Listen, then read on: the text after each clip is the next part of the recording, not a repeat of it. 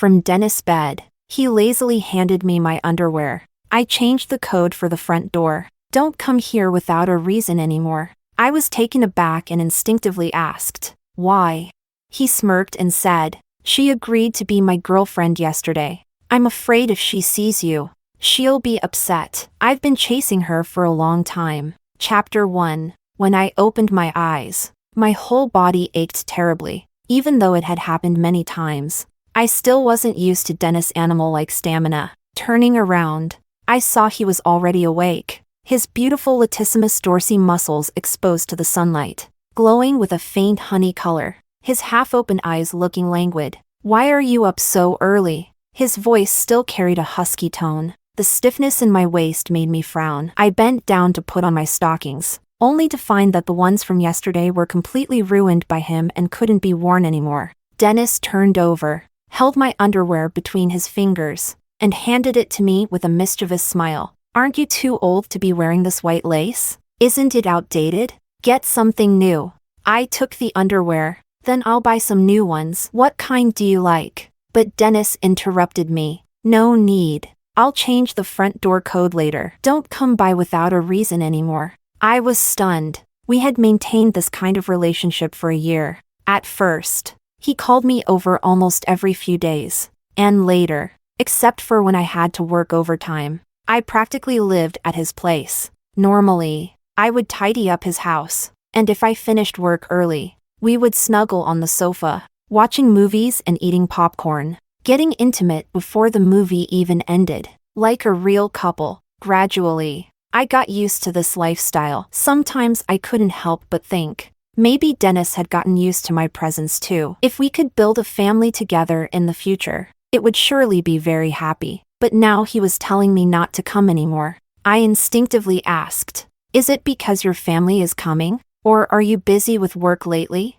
I can. He got up and looked at me, his thin lips curving. No, she agreed to be my girlfriend. After a while, I finally realized who she referred to. Recently, I heard Denis was pursuing a girl who had just graduated from college. Over the years, women came and went around him, none staying longer than 3 months. I had thought this time was just another whim of his, so I didn't pay much attention. I dryly asked, are you serious?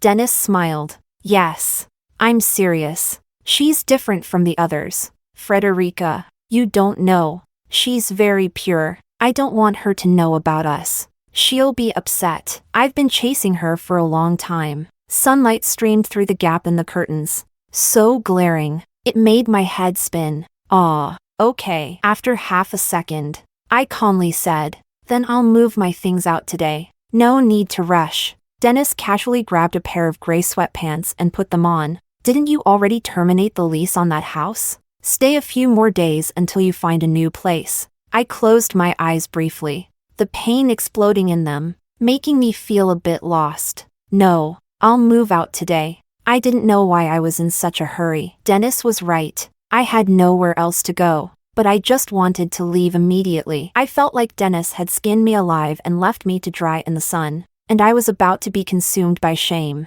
I didn't have many things at Denis' place. Most of what I bought were pots and pans for cooking, the bed linens, and some miscellaneous decorations. The apartment was decorated in a minimalist style. He once helplessly said that ever since I came, there were more and more things in the house, but things that were uniquely mine could fit into just one box. As I was leaving, Denis called out to me. He stood in the doorway, bare-chested, lighting a cigarette. Frederica, you're not getting any younger. It's time to find someone and settle down. He exhaled the smoke, a faint smile on his lips. From now on, let's just be friends. I understood what he meant and nodded. Okay. Chapter 2. Shanghai's winter is damp and cold. Not very low in temperature, but the kind of chill that seeps into your bones. It seems to be snowing, with cold, moist flakes landing on the tip of my nose. I looked up, and the sky that had been clear just moments ago suddenly turned cloudy, with countless tiny snowflakes falling with the wind. It had been several years since it last snowed in Shanghai. Ever since Denis and I moved to this city, we hadn't seen snow. Suddenly, I thought of the snow back home, in the small coastal city in the north where I grew up. Once winter arrived, the humidity in the sea breeze would turn into large, fluffy snowflakes, falling all night long. By the next morning, the snow would reach your knees, covering everything in a blanket of white. It was so delightful, unlike the lingering southern snow that makes you feel melancholy. I placed my luggage aside and sat at the bus stop to call home. My mom answered quickly, her excitement tinged with a bit of caution. "Frida?" The cold air stung my nose as I rubbed my aching nose. "Mom, I want to eat your dumplings," my mom happily replied. "Should I make some dumplings for you? Let me check the tickets. It's almost New Year's, so tickets might be hard to get." I interrupted her. "No need, Mom. I'm coming home for New Year's this year." My mom was stunned, her voice filled with joy. "Really?" "Yes." I looked up. It seemed like snowflakes had gotten into my eyes. I blinked my slightly moist eyes and hoarsely said, "Mom, I'm planning to move back home." That afternoon, I handed in my resignation. My boss tried hard to persuade me to stay. "Is it about your salary? We can discuss it. The department manager is leaving next year. You're the most likely to get promoted. Leaving now would be such a pity." I smiled and shook my head. "Thank you, Ms. Wong, but I want to spend time with my parents. I never had big ambitions or dreams of becoming successful. Just wanted to live my life peacefully. I came to Shanghai because of Denis. He wanted to develop his career here, so I followed him without hesitation. I thought if I stayed by his side long enough, he would eventually notice me. But it turns out, love is something you can't achieve through effort alone. On the way to the hotel, a bookstore by the street was playing a song. A woman was singing passionately. "Unconsciously loved to the point of not daring to take risks. Became your puppet for a year or two, only to see how pathetic I was. Loved to the point of compromise. But in the end, it's still unresolved, binding you to keep you from flying. History repeating itself makes me so tired." I quietly listened for a while. I first met Denis when I was 17. Now I'm 28. I've compromised for Denis all these years, and soon I'll be 30. This absurdity of 12 years should come to an end. Chapter 3. That night, I dreamt of Denis from our youth. 17-year-old Denis transferred to our small county town in his second year of high school, at a time when all the boys were still scruffy. He wore a black down jacket, his bangs falling across his forehead. His figure tall and lean. He was so good-looking, like someone from another world. That afternoon, almost every girl in the grade came over to the window to look at him. Within a few days, even the school beauty was sending him love letters. But he ignored everyone, always sleeping at the back of the classroom alone. He didn't seem interested in anything. He never brought anything to class or paid attention. And the teachers ignored him too. Occasionally, during exams, he would poke me on the back. "Hey, let me copy your answers." He seemed certain I wouldn't refuse him, and I didn't. Because of this, many boys couldn't stand him, saying he was pretentious. Every few days, a group of bullies would come looking for trouble. I almost saw Denis fighting in the alley behind the school every day. One day, as I passed by, I saw him leaning alone in the alley, smoking, his face covered in injuries. I hesitated for a moment, stopped my bike, and pulled a Band-Aid from my pocket, handing it to him. "Your face is bleeding." He glanced at me coldly. "Get lost." I thought he was really annoying at the time.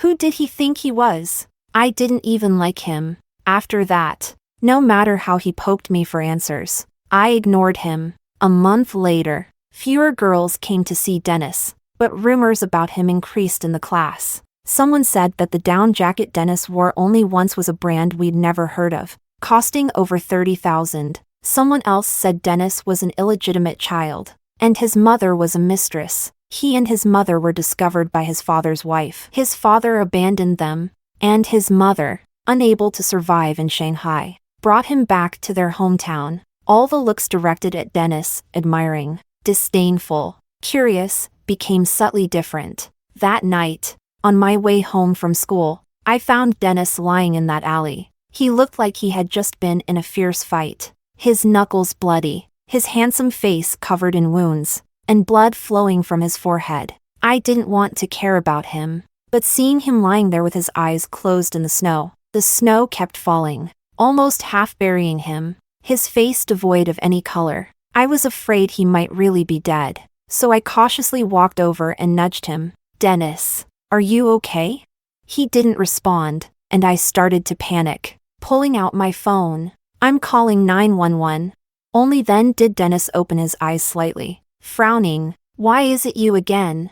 I was a bit annoyed but couldn't care much at that moment. "You're seriously injured. Let me take you to the hospital. Mind your own business." He sneered and closed his eyes again. I ignored him and called 911. He was wearing only a thin black hoodie. I hesitated for a moment, then took off my red down jacket and draped it over him. Denis was stunned. As I was leaving, he called out to me. I turned back. My red down jacket, which I had bought years ago, was an old style and looked a bit ridiculous draped over Denis. His eyes were dark. "Don't you know my mother is a mistress?"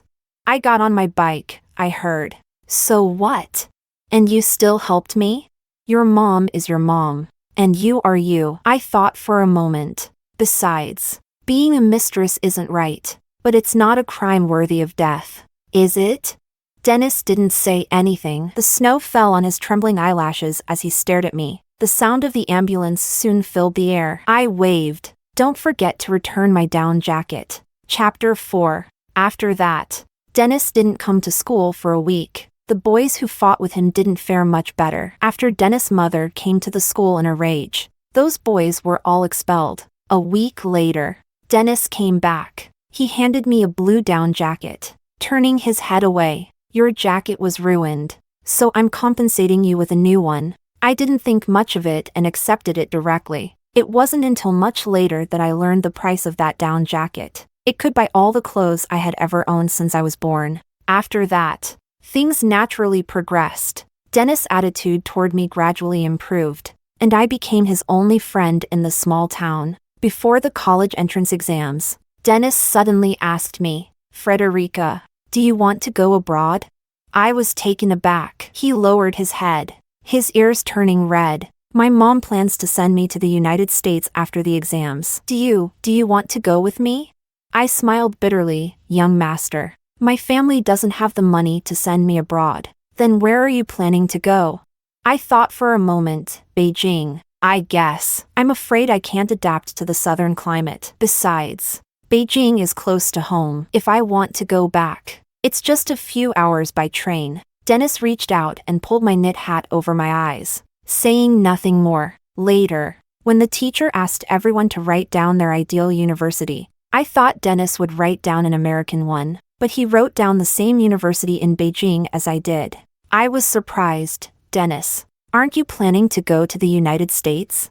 He lay on the desk, mumbling. "I suddenly feel that America isn't that great. Beijing is good too." But 3 days before the college entrance exams, Denis tore up that piece of paper. I asked him why, but he remained silent. That night, I found out that Denis' father's wife and son had both died in the same car accident. His father asked his mother to bring him back. After losing one son, his father finally started to care about this remaining son. He promised that if Denis stayed in Shanghai, he would give his mother a proper status and let Denis inherit the family business. Denis said he didn't care about his father's money, but his mother slapped him while crying and said, "Do you think all the hardships I've endured all these years are for nothing? For whom did I suffer? As long as your father marries me, I will no longer be a mistress, and no one will ever call you the son of a mistress again." The cicadas chirping in the summer was so loud it made my head buzz. Under the shade of the birch tree, Denis looked down, avoiding my gaze. "I'm sorry, Frederica. I can't go to Beijing with you." His voice was hoarse from crying, his eyes red. I thought for a moment and stood on tiptoe to tap his head. "It's okay, then I'll go to Shanghai with you." Chapter 5. When I opened my eyes, it was already morning. I probably caught a cold from being out in the snow yesterday. My head hurt a bit. However, my friend's birthday is tonight, and I already bought a gift, so I have to go. I picked up my phone, and Denis's message was the first one. He sent a picture of Snoopy pajamas. "You forgot your pajamas. Come get them tonight." Those were the couple pajamas I had secretly bought. One for him and one for me. Whenever he wore them, I would feel a fleeting, false sense of happiness, like he belonged to me for just a second. But looking back now, it's pitifully ridiculous. I replied with a few words. Throw them away. I don't need them. He didn't reply again. I turned over, covering my eyes with my arm. After arriving in Shanghai, a lot happened to Denis.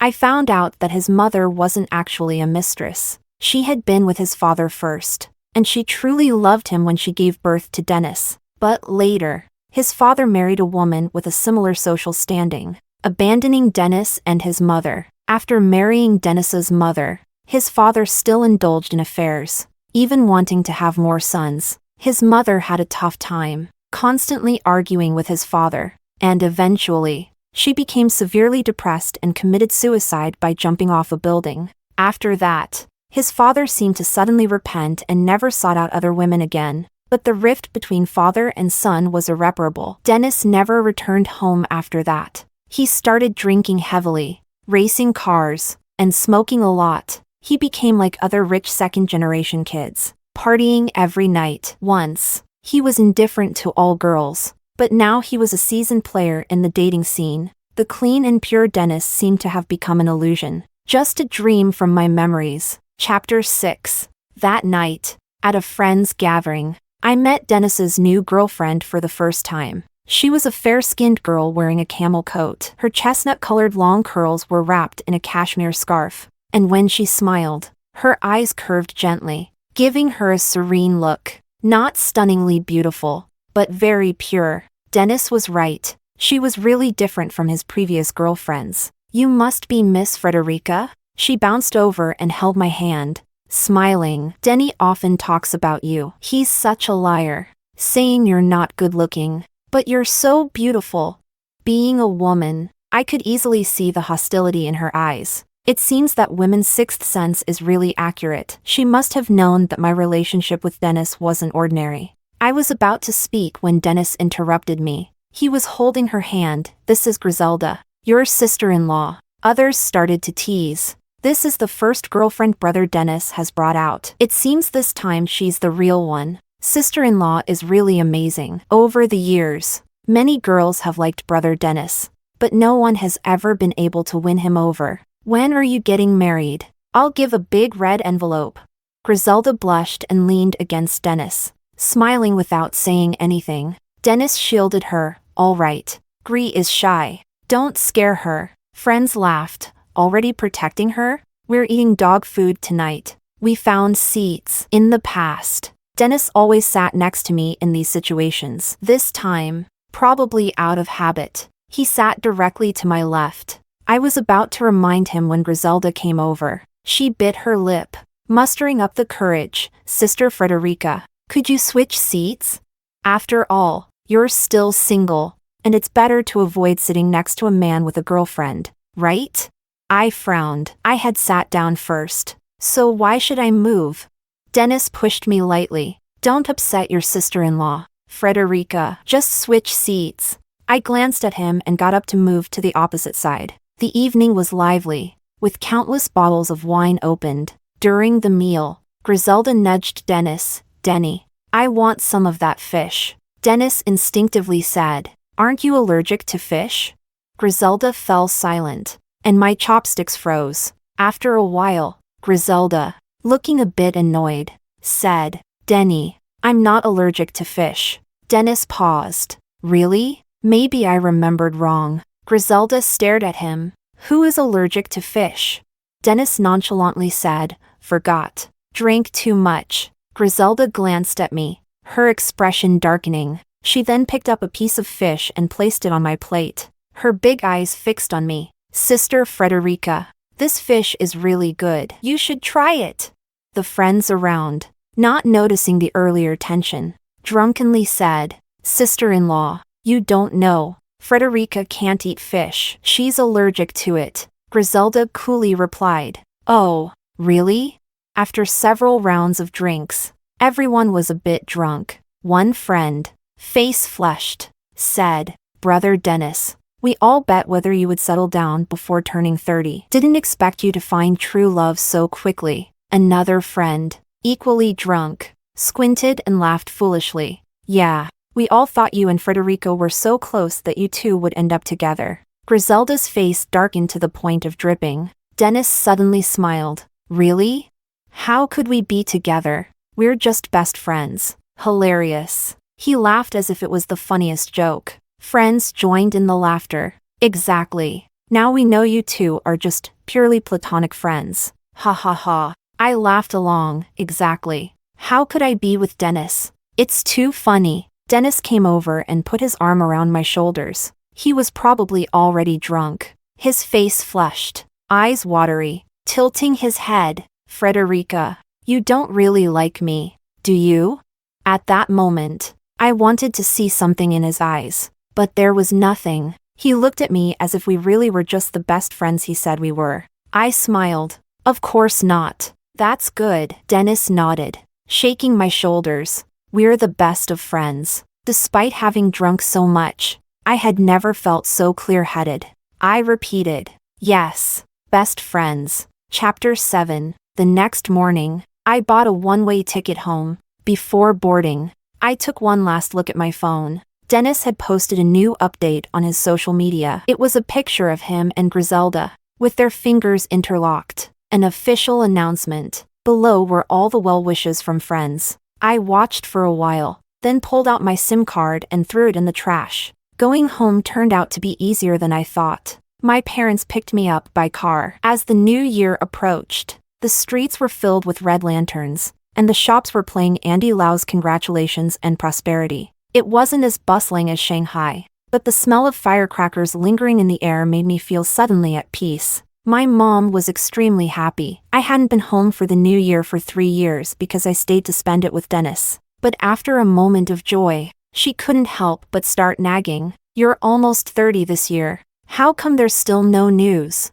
The daughter of old Zhang next door is a year younger than you, and she already has a child. I visited her the other day, and her chubby baby is so adorable. All the young ladies at my workplace are going on blind dates. By the way, a young man just moved in next door. Very handsome. I'll introduce you to him. My mom was talking while watching my reaction. Before, I was very resistant to blind dates. In the years I liked Denis, my world revolved around him. After that drunken night that messed up our relationship, I thought I had a chance. My eyes were only on him. Every time my mom mentioned blind dates and marriage, I would get so annoyed that I wouldn't listen to a word. But this time, watching the red paper scraps from firecrackers outside the window, I suddenly felt very tired. I was exhausted. Settling down didn't seem so bad after all. I said, okay, don't be so resistant. I know you like that Lee guy, but what did you say?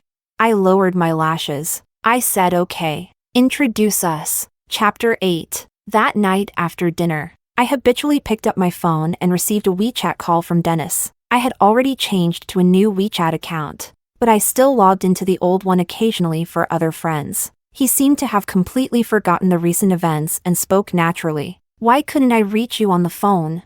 Before I could respond, he continued, never mind.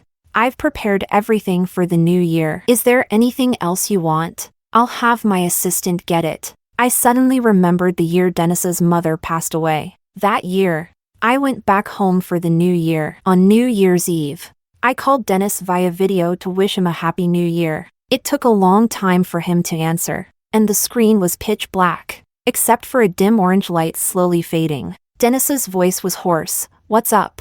As the screen adjusted, I saw Denis sitting alone on the balcony, surrounded by scattered bottles and cigarette butts. Outside, there were bright fireworks and festive lights, but all the cheer seemed unrelated to him. He sat there, watching others' happiness alone, smoking in the dark. At that moment, I felt a deep ache for him. My eyes stung, but I forced a smile. Just wanted to wish you a happy new year in advance. Got any red envelopes for me? He seemed to chuckle softly, and then I heard the notification of a money transfer. He transferred 100,000 to me. I was stunned, and after a long pause, Denis suddenly said in a low voice, Frederica, come back soon. I'm very. His words were carried away by the wind. I couldn't hear the last part. I didn't know if he meant he was very lonely or he missed me a lot. I couldn't care about anything else. Hurriedly telling my parents that there was an urgent matter at work, and I bought the earliest flight back to Shanghai. At 3 a.m., Shanghai was still lively, with lights and bustling traffic. But Denis's house was completely dark. I panted as I climbed the stairs and banged on the door. "Denis, open up!" I thought Denis had already fallen asleep, but he came to the door quickly, staring at me in surprise. "You," he stood there, dumbfounded. "Why are you back?"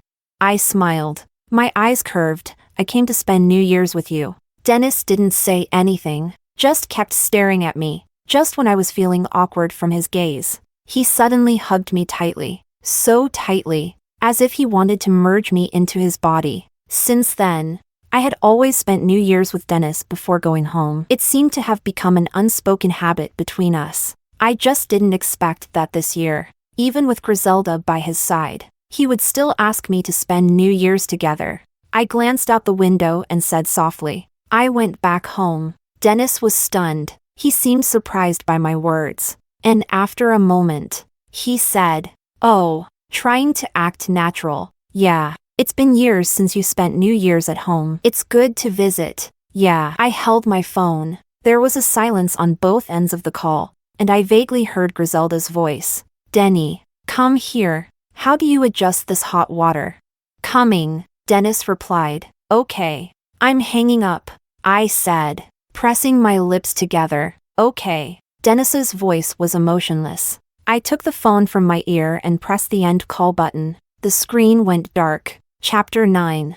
I thought I wouldn't be able to sleep, but to my surprise, I fell asleep as soon as my head hit the pillow. When I woke up, it was already past 2 a.m. I woke up thirsty. The northern winter is dry and cold, and I wasn't quite used to it yet. I went downstairs to get a glass of water, but just as I was about to go back upstairs, I suddenly heard a faint noise coming from the bathroom. Someone had broken into the house. My whole body tensed up, and my hair stood on end. My heart skipped a beat, and I held my breath. After a moment, I tentatively stepped barefoot on the ground. My phone was upstairs. I needed to go up and call the police, but just as I was about to reach the stairs next to the bathroom door suddenly opened. The fear made my scalp tingle, and without thinking, I grabbed an umbrella and started hitting the person who came out. That person grabbed the umbrella and, just as I was about to scream, pulled me over and covered my mouth. It took me a moment to realize that the intruder wasn't wearing any clothes. My bare back, exposed by my camisole, was pressed directly against his bare chest, which smelled faintly of verbena mixed with steam. Damn. Not only did this intruder break into our house, but he also wasn't wearing any clothes. Fearing he would suffocate me, I turned my head and bit his forearm, struggling desperately. However, the man was too strong, holding me tightly. When I realized I couldn't break free, I gave up. I was terrified and angry, afraid that since he realized I had seen him, he would kill me to silence me. Besides, my parents were upstairs, with tears in my eyes. Trembling, I pleaded, "Please don't kill me." In the cabinet next to the window, there's some of my dad's hidden money, about 2,000. If it's not enough, I can transfer you money via WeChat. But I don't have much, only a few thousand. Let me go, and we can pretend this never happened. I don't want to die. Please don't kill me. I heard a soft laugh near my ear, and suddenly, the living room light was turned on. Adjusting to the bright light, I saw a young man standing in front of me, naked from the waist up. Small water droplets ran down his beautiful, defined muscles to his waist, and then dripped onto the floor. He was very tall, a head taller than me, probably around 188 meters. Standing in front of him, I looked like a quail. I stared at him for a moment, my voice a mix of emotions. "Brother, with a face like that, you could make a few thousand a night in the city. Why would you stoop to robbing my house? We're very poor." The man's rosy lips curved into a smile, and I realized his voice was also very pleasant. "You must be Aunt Lee's daughter, right? I'm the tenant next door. The water heater broke, and Aunt Lee let me come here to shower. Sorry if I scared you." I was momentarily confused, then remembered my mom mentioning on the way that the house next door had been rented out. We bought 2 small houses by the sea. Although houses in the small town weren't worth much, the view was beautiful. The balcony faced directly to the sea. And in recent years, as tourism developed, some people started renting the house. Embarrassed, I wished I could find a hole to hide in. My face red as I said, "Sorry."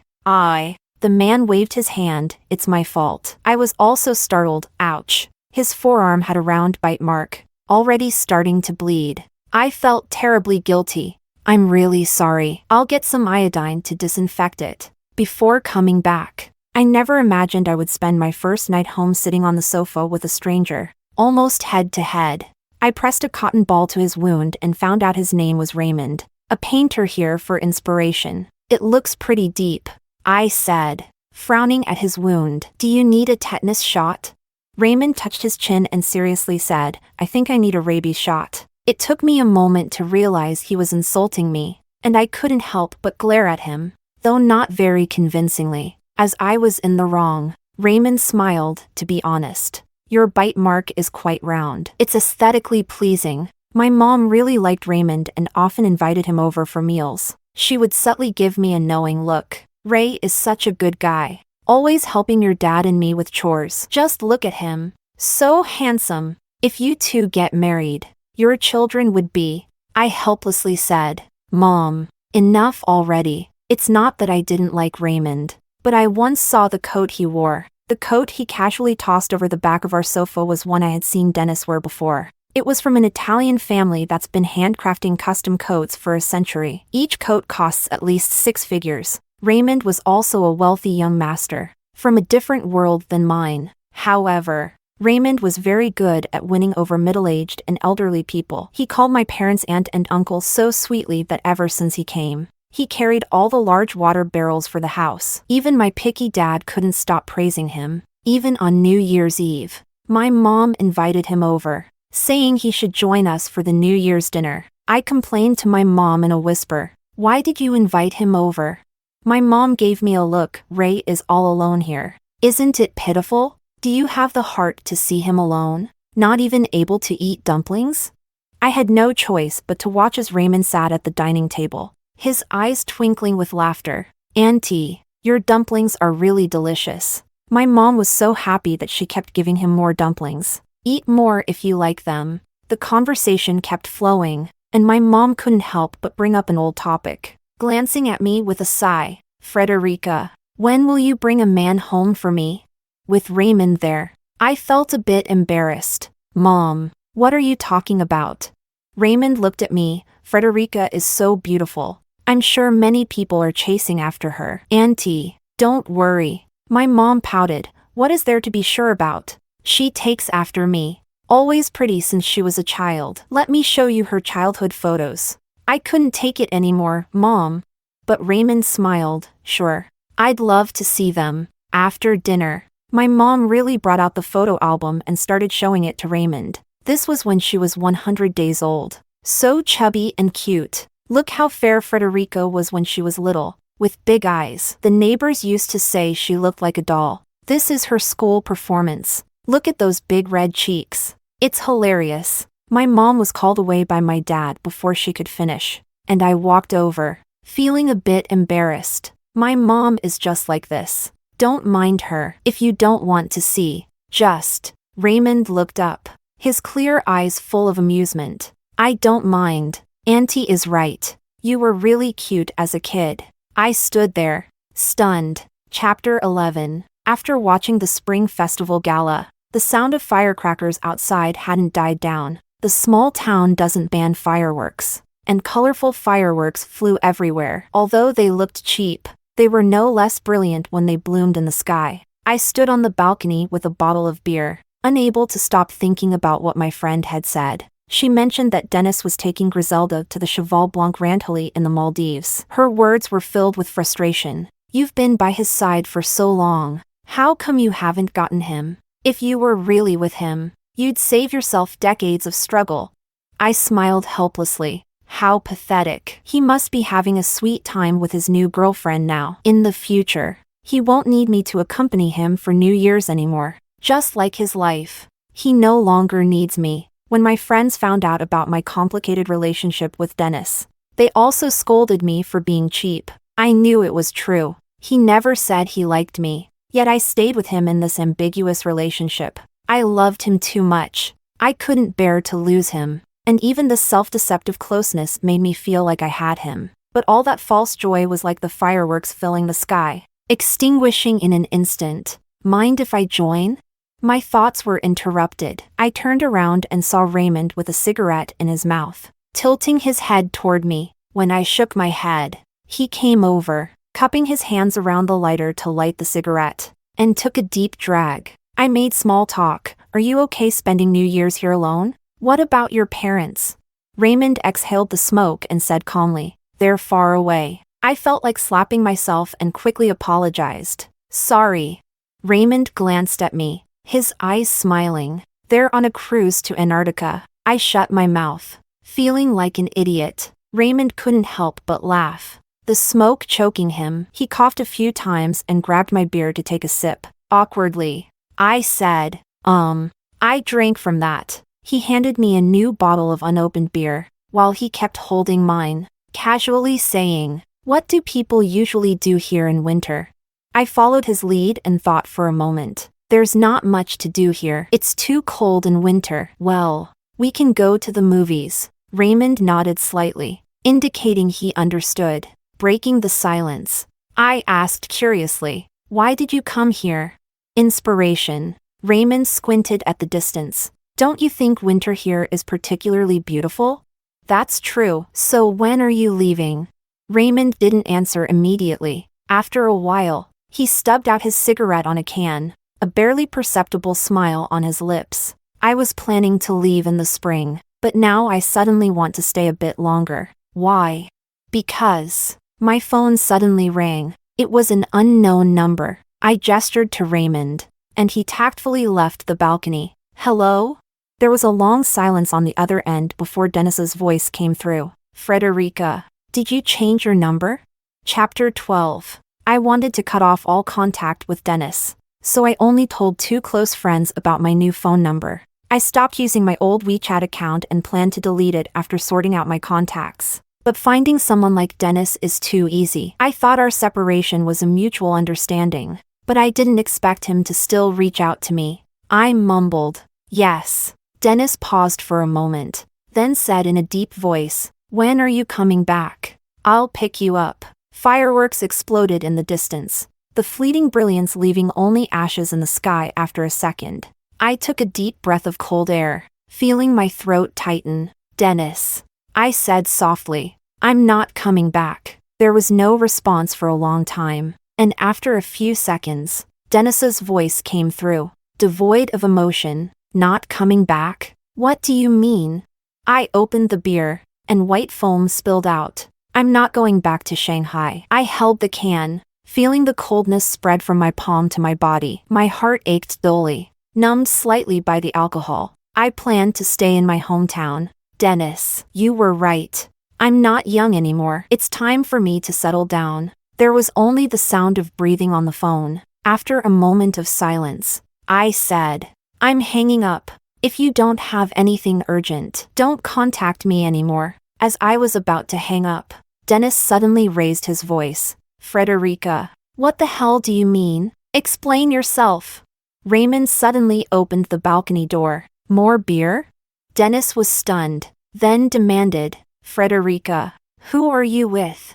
I didn't want to talk to him any longer, so I hung up and blocked his number. Sorry. Did I interrupt? Raymond came closer. I shook my head. No. Boyfriend? He suddenly seemed curious. No. I took a sip of beer, the cold liquid sliding down my throat, making me shiver. A warm coat was suddenly draped over my shoulders. I turned my head. Raymond said casually, don't catch a cold. That night, I forgot how long Raymond and I drank. My parents didn't interfere, and we just sat on the balcony, drinking and chatting. When I woke up, I was in my bedroom, groggy. I went downstairs to find Raymond already dressed, sitting at the dining table peeling garlic and chatting with my mom. I couldn't help but marvel at how some people look like a poster even while peeling garlic. No wonder he's a painter. Looking at his own face every day must raise his aesthetic standards. My mom frowned and scolded me. It's so late, and you're still in bed. It's New Year's Day, and Ray has already come to pay his respects. I glared at Raymond. We drank together last night, and today he's making me look bad.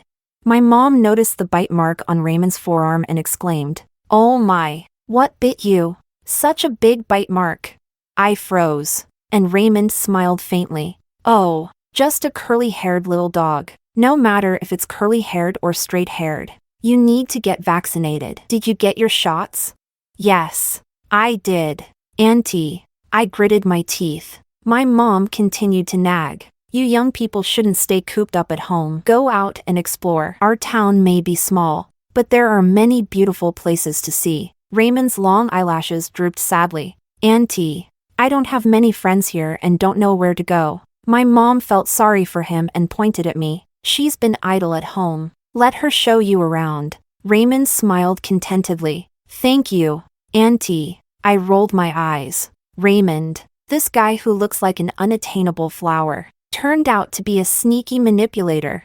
Chapter 13. Early the next morning, I tidied up a bit and planned to take Raymond out after breakfast. My mom was still busy in the kitchen when I heard a knock on the door. It must be Raymond coming over for another meal. I went to open the door, annoyed. Here for another free meal. Huh. My voice caught in my throat, and my eyes widened. Standing outside was Denis. He wore a black coat, with snowflakes dusting his shoulders. He blinked, and the melting snow dampened his eyelashes. "You," I stammered. "What are you doing here?" "I came to pay my respects to your parents for the new year. You've taken my red envelopes for so many years. It's about time I got one, right?" My mom came out of the kitchen, holding a spatula, excitedly. "Ray, you're here? Auntie made your favorite meat buns." She looked at Denis, stunned. Denis nodded to my mom. "Happy New Year, Auntie." "I'm Denis, Frederica's friend." He placed the large bags he was carrying in the living room, politely saying, "Sorry for the sudden visit. I hope you don't mind, Uncle and Auntie." I glanced at the bags. Various expensive supplements and an Hermes bag. Even if my parents emptied their wallets, they couldn't give a red envelope worth that much. My mom awkwardly put down the spatula. "Oh, no, we don't mind." "Well," she racked her brain for a topic. "Denis, have you eaten? If not, join us." I thought Denis would refuse. After all, someone like him wouldn't usually sit down to a meal in our home. But Denis nodded, obediently saying, "I haven't eaten yet." "Thank you, Auntie." I stared at him, thinking he must be out of his mind. My parents were polite but somewhat distant toward Denis's arrival. They weren't fools. They knew who had caused my heartache all these years. It wasn't Denis's fault that he didn't like me. But of course, my parents believed their daughter was wonderful in every way, and anyone who didn't see that was blind. They had always been cold toward him. After a while, the doorbell rang again. My mom went to open the door, and Raymond walked in with a watermelon. "Auntie, I saw some watermelons being sold and bought one." My mom's expression immediately changed, her face lighting up with a smile. "Oh, you didn't have to bring anything. Watermelons are expensive this time of year. You shouldn't waste your money." "It wasn't expensive, Auntie. I smelled the meat buns you made this morning." "Yes." My mom hurriedly fetched slippers for Raymond. "Your favorite. Eat as much as you want today. There's plenty." Yes. Raymond already had his own pair of slippers at my house. I figured if I'd stayed away for another 6 months, my parents would have become completely his. The dining room became lively. Raymond chatted with my mom about various trivial matters, while Denis stayed silent, barely eating anything. I couldn't understand how someone as rich and handsome as Raymond, an artist who should be aloof, could chat so easily with a middle-aged woman about everything from the drama of Mrs. Lee's daughter marrying a yellow-haired foreigner and having a baby out of wedlock, to old Mr. Wang's scandalous affair with the housekeeper and his wife wanting a divorce. What kind of conversation was this? Until Raymond asked me, "Frida, where are we going today?" Denis suddenly put down his chopsticks and looked at Raymond coldly. "And who might you be?" This question was quite rude, but Raymond wasn't bothered. He smiled and said, "Oh, I live here." Denis's face instantly darkened. That meal was torture for me. As soon as we finished, I dragged Denis upstairs. "What are you doing here?" I frowned. "Shouldn't you be in the Maldives with Griselda?" Denis turned his head slightly. I suddenly didn't want to go. He seemed to get angry as he asked me, "Frederica, why did you suddenly return home? Is it because you don't have enough money in Shanghai? No house, no car? I'll give you money. I have houses and cars. Come back, and I'll give them all to you." I looked at Denis's face. His sharp, arrogant features should have made him seem harsh. Yet, with that face, even harshness became an air of lofty elegance. After all these years, he hadn't changed much. I pressed my lips and smiled bitterly. "Denis, why would I come back?" He was stunned. "There's nothing left in Shanghai to keep me. What about me? Are you just going to leave me? We've been together for so many years." Denis's brows furrowed in frustration. I interrupted him. "You already have Griselda, don't you?" "Denis." I looked up at him seriously. "I can't spend my whole life revolving around you. I have my own life. I'm not young anymore. It's time for me to find someone and settle down." "Didn't you say that?" Denis stared at me, stunned. Raymond called from outside, "Frida, are you ready? The car's here." Just as I was about to leave, Denis grabbed me tightly, hurting my wrist. "Who is he?" His face was dark. "A tenant." "A tenant?" Denis sneered. "Looks like your parents are ready to make him their son-in-law. Frederica, you're going back home because of him, aren't you?" Annoyed, I said, "Think whatever you want. Let go. I'm going out." Denis pushed me against the wall, gripping my face harshly, his eyes full of anger as he blurted out, "What? Have you slept with him? Does he make you feel better than I do?" Slap.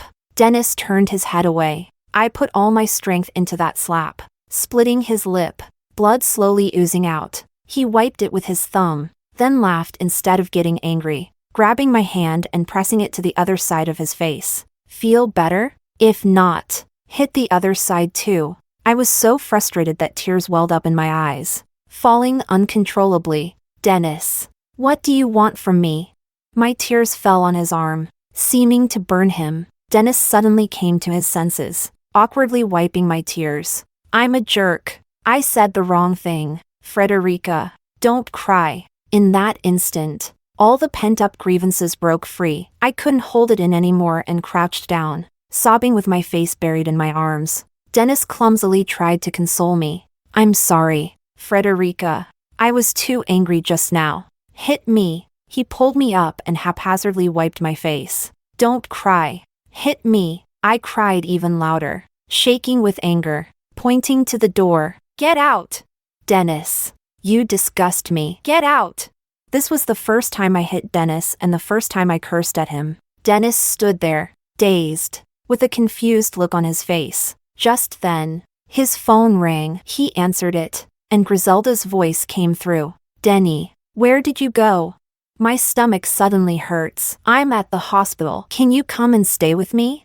Denis didn't say anything and hung up. After a long time, he suddenly said in a low voice, "Frederica, if you ask me to stay, I won't leave." I wiped my tears and calmly said, "Go, Denis. Don't come looking for me again." Denis gave me one last look, his eyes dark. "Fine," he said. "Frederica, don't regret this." Then he slammed the door and left. Chapter 14. I couldn't understand why Denis acted the way he did. After thinking about it, I figured it was probably because he was used to having me around. And now that I was suddenly gone, he felt a bit uncomfortable. Maybe in his eyes, even if he didn't like me, I was supposed to always be there, clinging to him. But given Denis's proud nature, after being scolded by me like that, he definitely wouldn't come back. I wiped away my tears, feeling complicated inside, yet also empty, as if there was nothing left. That day, I couldn't go out with Raymond. When I, with red eyes, went to explain to him, he didn't say anything. He just reached out and patted my head. But that night, he came again. My parents had gone out to visit relatives. When I opened the door, Raymond's long fingers were holding a pair of white lace panties. They were mine. My face turned beet red, and I quickly snatched the panties from him, lowering my voice. "Where did you get these?" Raymond looked innocent. "They blew over from your balcony. I was in the yard gathering inspiration, and they landed on my head." My face felt like it was on fire, and I stammered, not knowing what to say. Raymond just kept smiling, looking at the panties in my hand. That smile was so infuriating that I couldn't even bring myself to thank him. "What are you laughing at?" I glared at him fiercely. "Are you going to say it's childish to wear white lace at my age?" Raymond smiled warmly. "Why would I? It's very cute." I lowered my head, suddenly feeling my heart skip a beat. "Get a good rest tonight." Raymond handed me a jar. "I'll pick you up tomorrow." He closed the door and left. I looked down. It was a bottle of warm milk. In the cold winter, the warmth spread through my palm. I reached up and touched my heart. It felt like it was swelling. Chapter 15. Raymond and I didn't end up seeing the movie. The movie was at 6 p.m., but because the snow was too heavy, we couldn't get a cab, and he hadn't brought his car. I told him to watch the last bus schedule. It turned out this young master had probably never taken a bus before. After asking about the last bus at around 6 p.m., he confidently took me out. When we got to the bus stop, the bus had already left, and despite chasing it, we couldn't get it to stop. I was furious. The 80 movie tickets were wasted just like that, with no other options, and my makeup already done. We decided to take a walk by the sea. The winter beach was beautiful. The whole world seemed to have a light blue filter added, making everything look cold. The streets were covered in white, with blue signposts sticking out of the snow. Occasionally, we saw couples wrapped up tightly, laughing and talking together. The headlights of the cars on the narrow streets turned the falling snowflakes into a warm yellow. Raymond and I walked on the beach, chatting intermittently. These days, I had looked him up and found out that Raymond was actually a famous genius painter in the industry, with each painting worth at least 6 figures. One of his paintings had even sold for over $3 million at an auction in Hong Kong. "What have you been painting recently? I haven't seen you paint." Raymond looked down at me. "Not telling you." "Fine. Don't tell me." "Do you think I care? You're so pretentious." I rolled my eyes. The cold, damp sea breeze drilled into my bones. After spending so many years in the South, I wasn't used to such cold weather anymore.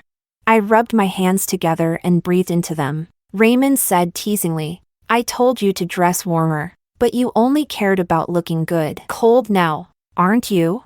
I glared at him. A normal man would take off his coat for a woman. "Are you even a man?"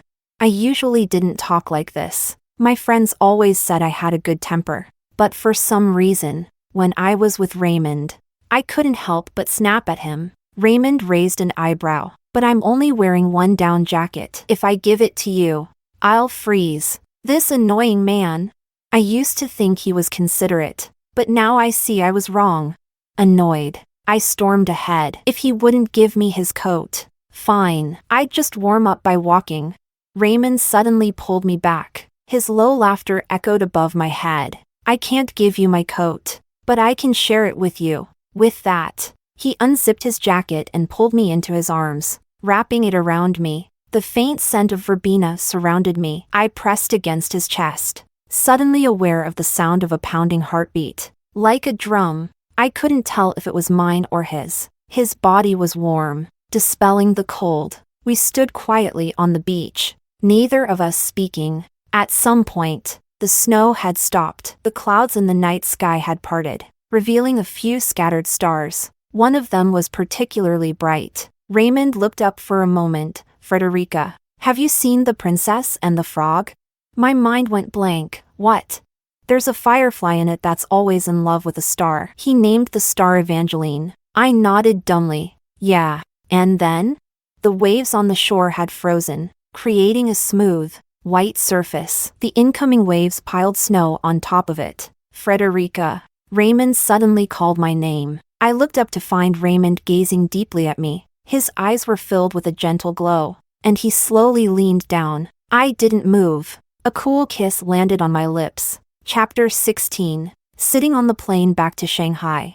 I couldn't help but give a wry smile at the window. I had said I wouldn't come back. Yet here I was again, but a friend's wedding, a major life event, was something I couldn't miss no matter what. Raymond insisted on coming with me, but after that kiss, my mind was a mess, so I refused him. He seemed very unhappy, staring straight at me at the airport as I left. Frederica, if you don't come back, I'll go to Shanghai to find you. I nodded, yes, I'll be back tomorrow. I had just put the red envelope in my suitcase and sat down in the banquet hall when I felt a gaze on me. Denis naturally pulled out the chair next to me and sat down. Griselda saw me, frowned slightly, but still smiled and said, Frederica, I heard you went back to your hometown. Why are you back? I came back for the wedding and then I'll go back. Griselda sighed with relief, her smile widening. Is that so? What a pity. You must come to our wedding with Denis then. I couldn't be bothered to spar with her and responded perfunctorily. Yes, if I have time. Denis didn't miss an opportunity to show affection, giving Griselda food and blocking drinks for her. They were so clingy and affectionate. In the past, this would have made me feel uncomfortable, but now my mind was occupied with Raymond's kiss. What did he mean by it? Does he like me? What should I do? Do I like him? Denis's public display of affection grew more intense. Griselda initially smiled, but when Denis gave her a piece of beef, her expression suddenly changed. She said stiffly, Denis, I'm allergic to beef. Did you forget? Denis paused, about to speak when the commotion erupted next to us. At the adjacent family table, the groom's family was unhappy with the bride's family for buying a house before the wedding. Fueled by alcohol, they shouted, Your family is scheming against us. The bride's family wasn't pleased either. We agreed to pay the down payment together, but you secretly bought the house and asked us to pay for the renovations. What kind of logic is that? The groom's uncle, drunk, pointed and cursed. So what if you paid for the renovations? Does your daughter have the nerve to just move in? Is your family selling your daughter?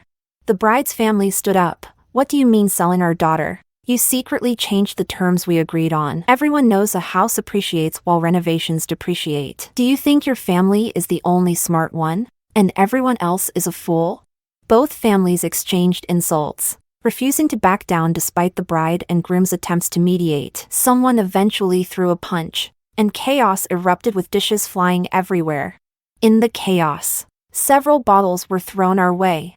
Denis jumped up and stood in front of me. One bottle hit Griselda on the head with a crisp sound, and blood started to seep from her scalp.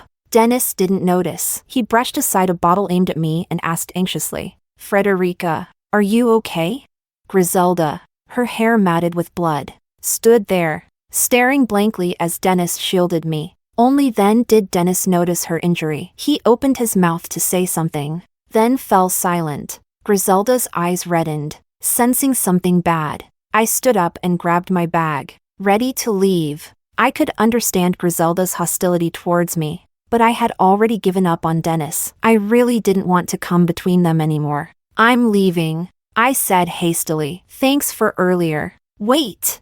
Denis instinctively wanted to follow me. Griselda, with a tearful voice, said from behind, Denis, if you dare to chase after her, we're breaking up.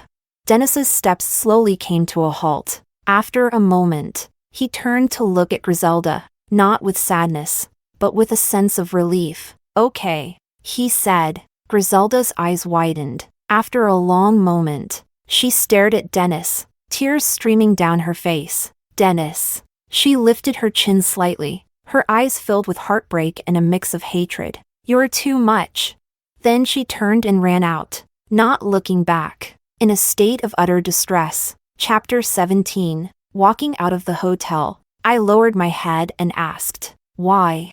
Denis didn't say anything. After a long while, he suddenly stopped, let out a self-deprecating laugh, and said, because I fucking like you, all right? Frederica, I get it now. I finally fucking get it. I'm such an idiot. He closed his eyes, his posture no longer as straight, as if a tightly wound string had finally snapped, or a heavy stone pressing on him had finally been lifted. We'll be together. I know you like me. I'll give you everything you want from me. I won't be with anyone else. Come back, Frederica. I looked at him for a moment, unable to stop myself from thinking how happy I would have been if he had said this a few months ago. I had loved him for so many years. Over the past 10 years, I had been tired, cried, and felt hurt, but I never once gave up on my love for him. I finally got what I had longed for. Denis responded to my feelings, but all I felt was a sense of irony, an indescribable fatigue rising within me. I shook my head, no. Denis grabbed my shoulders, his brows furrowed, a hint of agitation in his eyes. Why? Frederica, can you honestly say you don't like me? I looked up into his eyes. This person I had loved for 10 years had grown from a boy into a man. His appearance hadn't changed much, yet I felt that everything had changed. For the first time, I clearly understood that we couldn't go back to the way things were. No one waits forever. I said calmly, Denis, loving you is too exhausting. I'm tired and I don't want to love you anymore. Sparse raindrops fell on me. It started to rain. The rain gradually grew heavier, the traffic moving endlessly through the rain, the neon lights casting fantastical colors that flowed like a dream. Denis's eyes were fixed on me, raindrops falling into his eyes, extinguishing that spark. His lips slowly parted, and in a trembling voice, he said, Frederica, don't do this. Give me one more chance. I'm begging you. Denis was a very proud person. In all the years I'd been by his side, I had never seen him so humble. He said he was begging me, but who was there for me to beg when I was suffering so much from loving him all those years? I suddenly understood that love doesn't fade gradually. It disappears in an instant. That fire that once almost consumed me, once extinguished, could never be rekindled. I pulled Denis's hand away, softly saying, It's too late. Denis's eyes and brows were wet, his clothes soaked through, and his hair clung to his face. The rain seemed to carry immense weight, layer upon layer, breaking all his pride. He blinked. A drop fell to the ground with a soft plop. I couldn't tell if it was rain or tears. Chapter 18. Half a year after returning to my hometown, my relationship with Raymond hadn't made much progress. We still got along very well, but every time the topic of defining our relationship came up, I felt like I wasn't ready. My last relationship had been too painful. I was a bit scared. One day, I went to see Raymond and found him packing his things. A suitcase stood to one side, and he was folding clothes. I didn't know how to feel, but my heart tightened, and I could hardly breathe. Are you leaving? I asked, stunned. Yeah. Raymond didn't look up. Why so suddenly? When's your flight? At 2 p.m. I'll be leaving soon. I stood there, feeling stiff, and said, Oh, I see. The room fell silent. I should say something, but nothing came out. After a long while, I forced a smile and said, Well, that's fine. The snow here is beautiful, but there's not much to see in summer. Raymond glanced up at me. Don't you have anything else to say? My forced smile must have looked terrible. Have a safe trip. What else? I couldn't hold back the sourness in my nose and looked down to hide it. Nothing else. Raymond smirked. Oh, are you going to cry? My eyes were welling up, and he bent down to look up at me, teasingly. Crying? Really crying? This guy is crazy. Now I really couldn't cry. I angrily pushed him. Are you insane? Raymond laughed, his eyes dancing with mischief. I know you'll miss me. I'll be back the day after tomorrow morning. Don't forget to pick me up. I was shocked. Huh? You're coming back?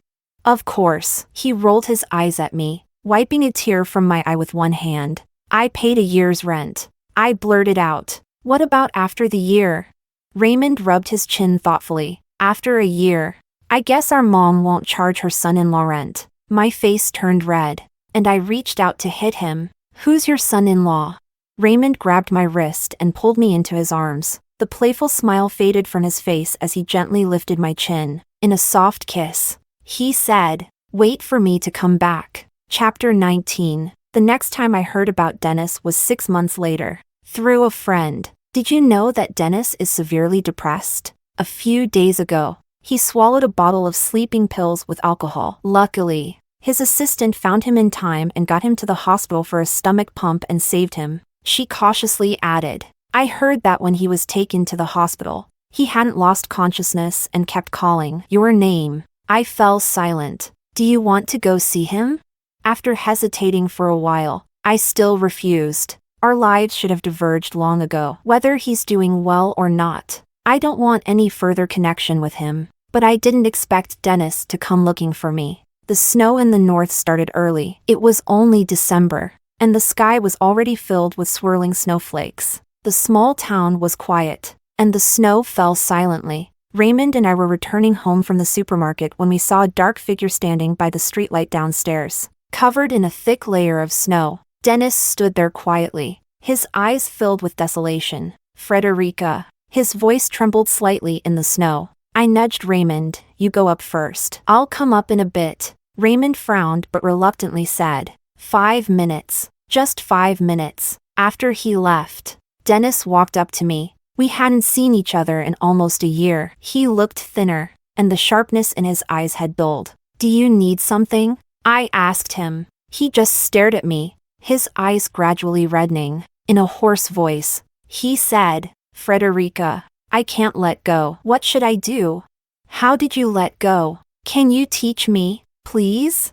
I calmly replied, when it hurts enough, you let go. Denis looked dazed, bending slightly as if my words had stabbed him deeply. We just missed our chance, he said, his eyes turning red. If I had realized earlier, maybe we could've. No, I shook my head with a bitter smile. Denis, it was never about missing our chance. As long as I didn't leave, you would never think of me. We were destined to have no outcome. Denis's lips moved. He seemed to want to say something but couldn't. Tears, or perhaps melted snow, fell from his eyes. I took his hand and sighed when I saw the fresh scars on his wrist. Denis, I used to think that if I couldn't have the person I loved, it would be the end of the world. But now I understand that in this world, no one is indispensable. You'll let go eventually. I checked my watch. 5 minutes were almost up.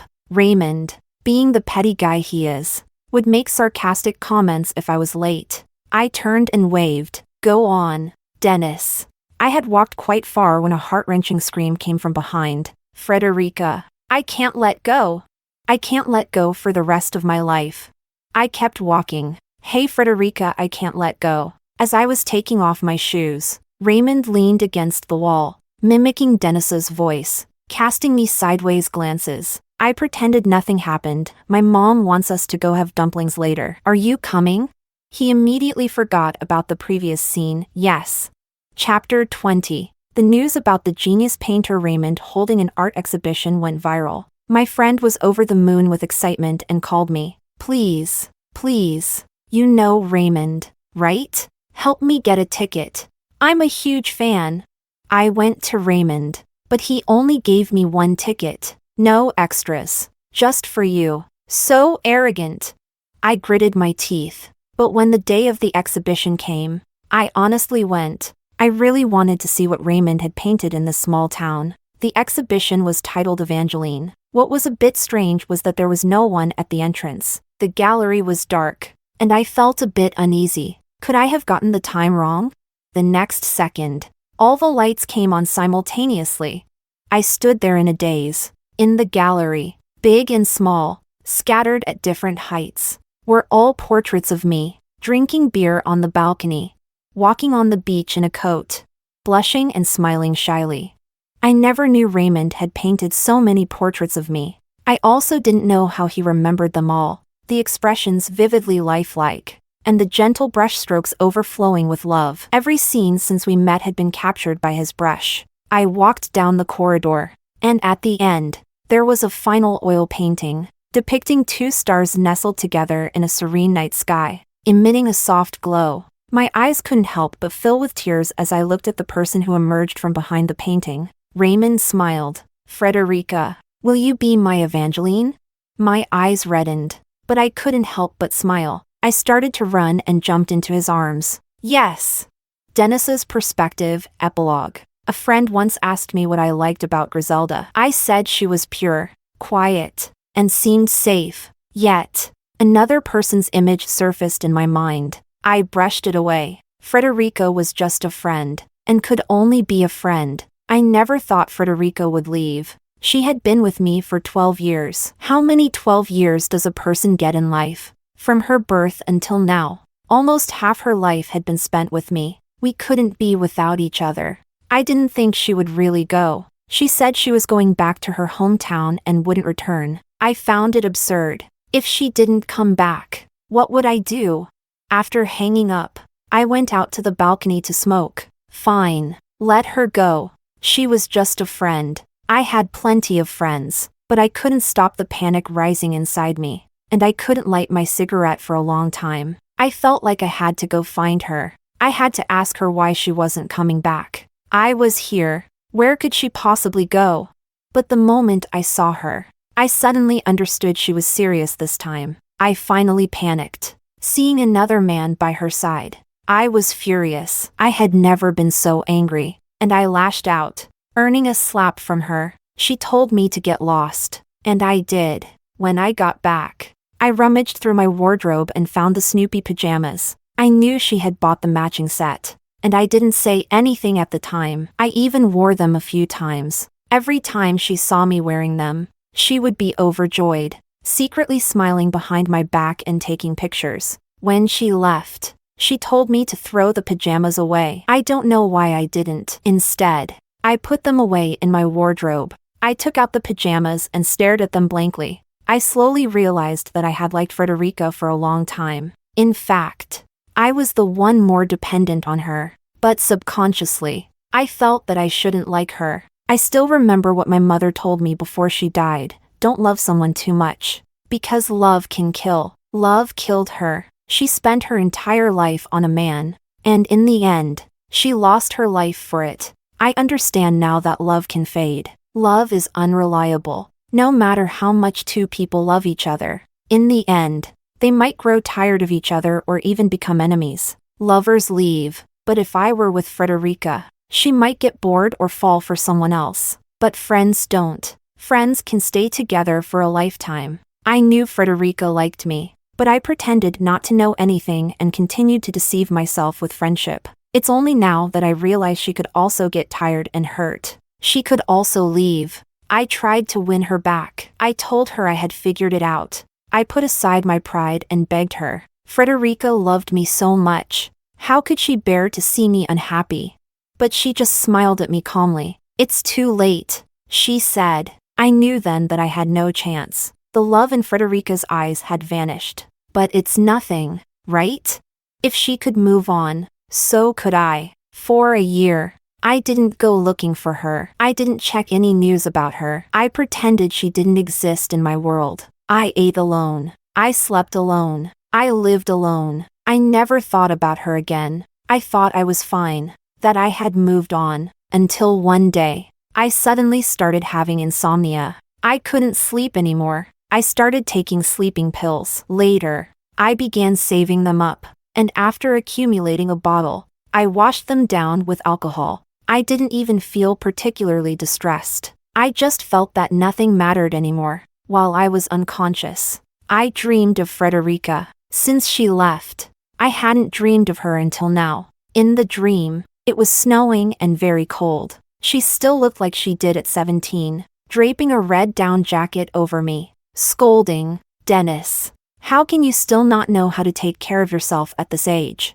My tears fell instantly, and I gripped her hand tightly, but Frederica slowly pulled her hand away. She began to grow up again, turning into an adult. Her smile looked a bit tired as she said to me, "Denis, I'm leaving. You need to take good care of yourself from now on." I cried, begging her not to go, but she just slowly pried my hand away and turned to leave. A suffocating pain filled my chest, as if she had taken my heart away with her. I finally understood that I had never moved on. I never will.